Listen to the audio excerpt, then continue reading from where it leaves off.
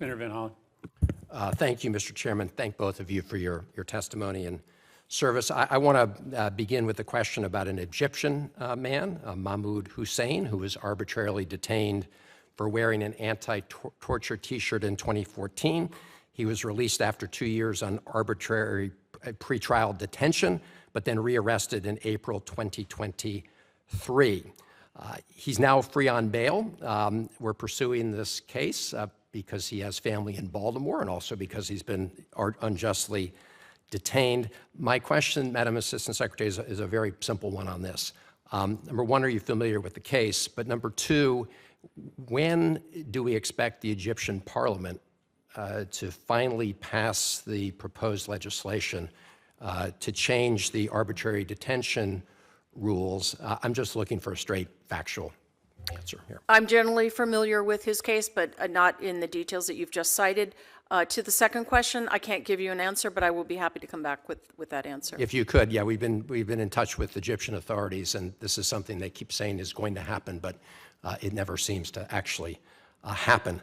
I'm just going to read a post from on the humanitarian situation in Gaza. I may come back to it, but I don't think anybody can question the credibility of UNICEF's global spokesman, James Elder. This was a post he put up just a few days ago when things have allegedly improved.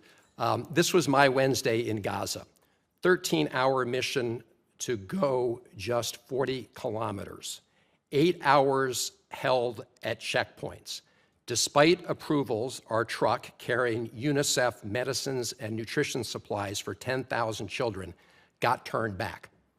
He adds to that note, and 2 fishermen seeking food for their families shot dead on the beach in front of us.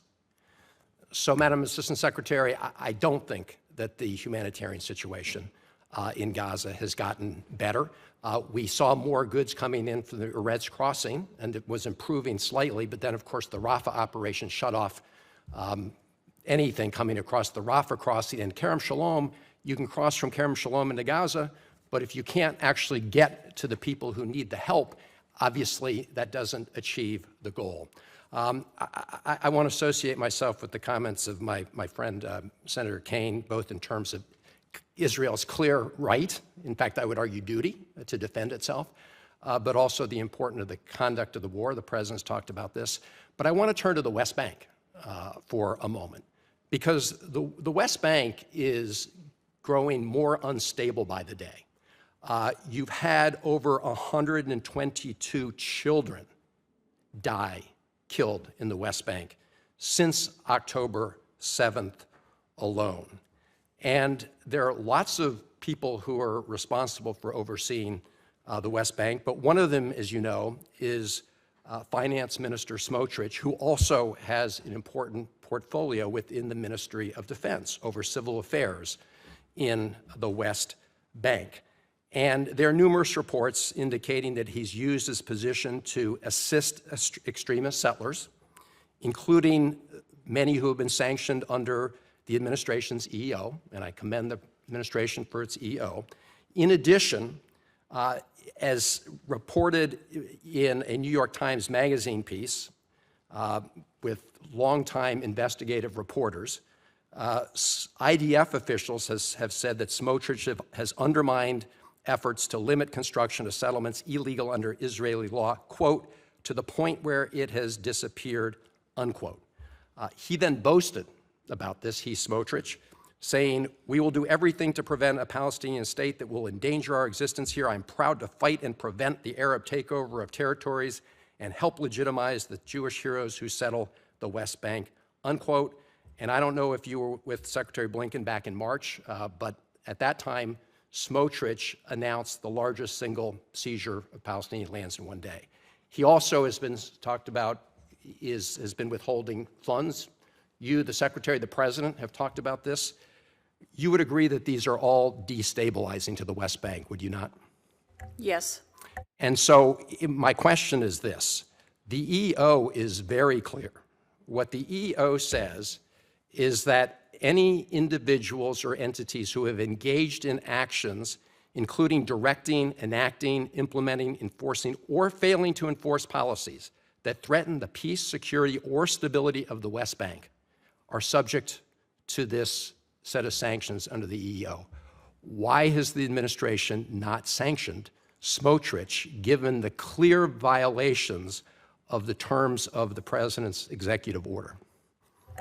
Senator, if I can quickly turn back to the the humanitarian situation in Gaza, I want to be clear about one point.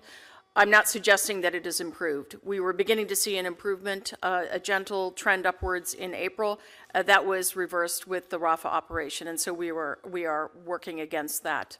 On the West Bank, you're absolutely right that there are a whole constellation of factors and actors that are taking things to a very precarious position.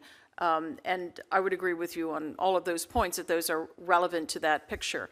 You can appreciate that we don't discuss publicly who we put on our list for consideration. It is an ongoing process.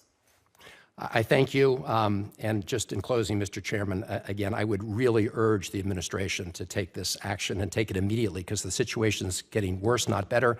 And Smotrich continues to threaten more illegal outposts and withholding, or some combination of those. So if we want to send a signal that we're serious, it cannot just be sanctioning some extremist settlers and some settler farms. It has to get to the root of the issue, and this is one of those roots. Thank you, Mr. Chairman.